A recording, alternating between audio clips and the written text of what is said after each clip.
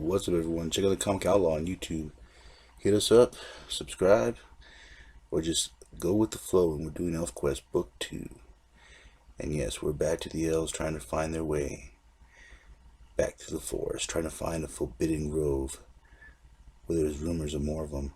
But for now, they're at the other elves are at Sorrow's End.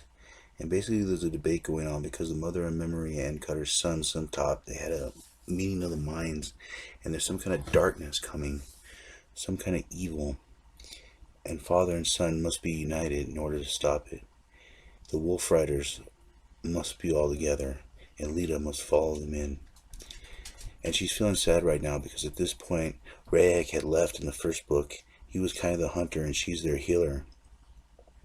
So they're kind of losing both their offense and defense. Strongbow's son Dart decides to stay, and this is one of the first times that Strongbow actually talks because he does nothing but send. And the son stays behind to teach them to hunt.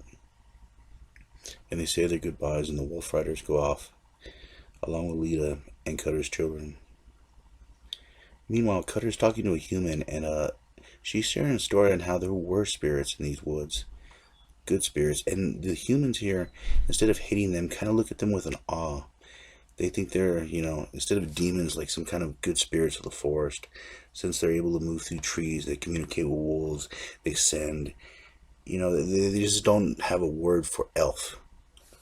And Cutter's basically planning out their route, trying to figure out what's going on. And he actually mentions that they should help the humans get to the village. I mean, they've done good by them so far. And it would be nice to actually have traveling companions and food and a safe place to hang your hat for a bit. But anyways, the wolf riders are actually traveling through the desert in order to find Cutter and Skywatch, and they're continuing on this journey. They must find them. But the humans go on to explain there's a shaman there, and she has certain powers. And this is where Skywise introduces the lodestone to him. He says that it points them in the direction they need to go. It guides Cutter and Skywise. And mesmerized by the stone, they decide to follow on. And while the humans camp down below, the elves sleep in the trees. Now, the humans at this point, they get attacked by a big bear. And the guy throws a spear. He ends up hitting the bear. But the bear had been damaged before. It was actually suffering. And they find out they're actually closer to the village than they thought. So they actually go into the village. And the shaman woman begins to say they're evil spirits from long ago, and they need to be destroyed. And she's just going crazy. And of course, the chieftain comes out, and the chieftain has a very different perspective. He sees them as spirits, and he doesn't want to anger them because he's angered these spirits before. Their village has, and he remembers the destruction they brought. So there is a foundation for elves existing with humans at one point, or centuries ago or decades ago. It's very interesting.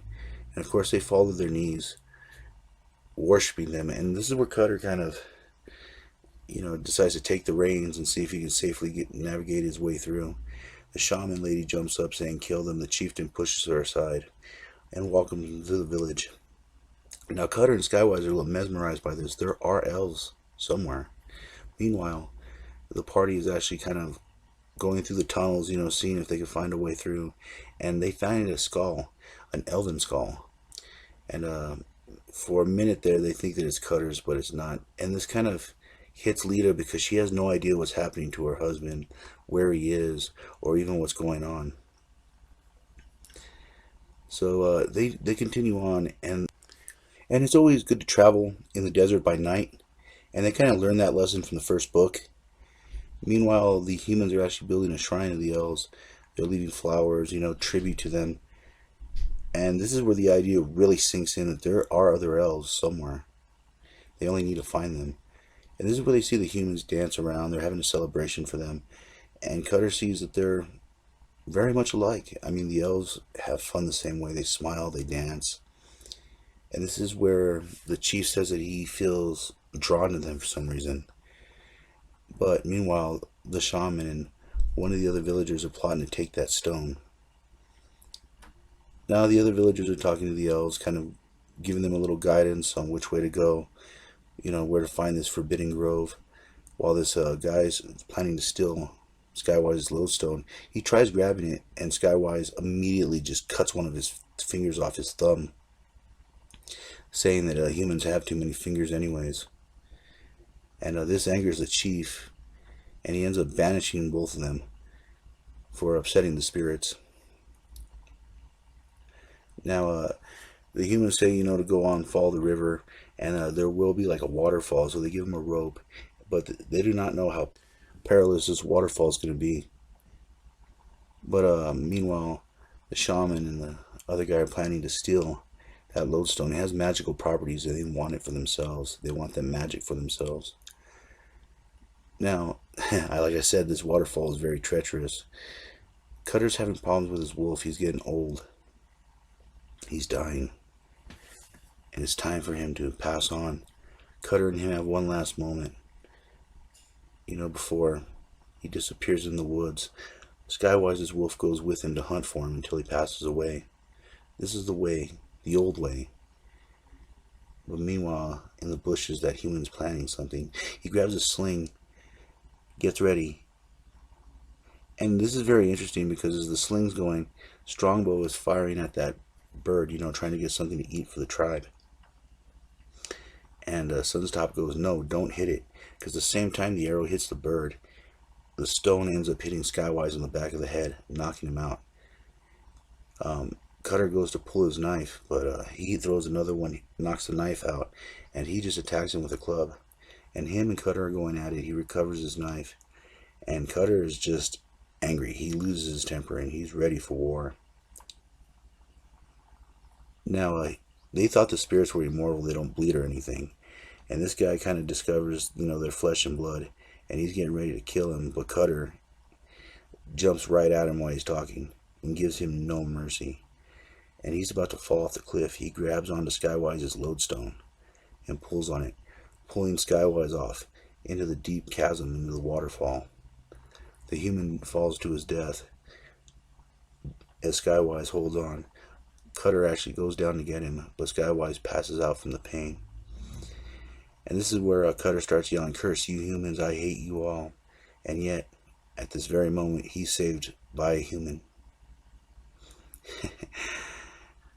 And they pull him up to safety, and it's interesting. Cutter curses humans at one moment, and then another one saves his life. It's funny how the universe works.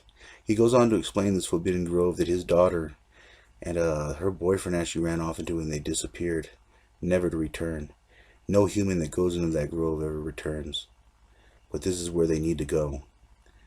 And this is where he compliments that elves have such small bones like birds. That'll come to play a little later. The wolves shout out, the elves howl, calling everyone to the woods as they wander around silently, as elves do, looking, trying to find these other elves. And you see Cutter's kind of losing interest. He's lost his wolf. He's feeling bad. And this is where Skywise always cheers him up. And this is how their friendship keeps them together and keeps them going. Will they find what they're looking for? We'll find out the next time. I'll catch you on the flip side.